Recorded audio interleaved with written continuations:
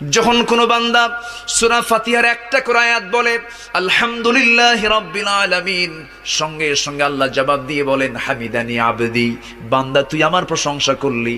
আর রহমানির রহিম যখন বলে আল্লাহ বলেন আসনা আলাইয়া আবদি। মালিক ইয়াউমিদ্দিন যখন বলে আল্লাহ বলেন মাজ্জাদানি আবদি।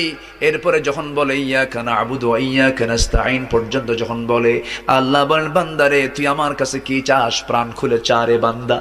ইহদিনাস সিরাতাল মুস্তাকিম থেকে শুরু করে নিয়া ওয়ালাদ-দাল্লিন পর্যন্ত যখন বান্দা বলে তখন আল্লাহ বলেন বান্দা নামাজের মধ্যে এমন প্রেমের খেলা খেললি বান্দা, তুই যা চাইলি সব আমি আল্লাহ কবুল করলাম।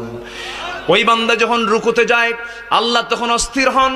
ওই বান্দা যখন সিজদায় যাওয়ার জন্য প্রস্তুতি নাই, সমস্ত ফেরেশতাকে ডাক দিয়ে বলেন ও ফেরেশতারা, এই বান্দাগুলো আমাকে দেখলো না, রাসূলকে দেখলো না, কোরআনকে দেখে হাদিসকে বিশ্বাস করে আমাকে খুশি করার জন্য তার সবচেয়ে সম্মানজনক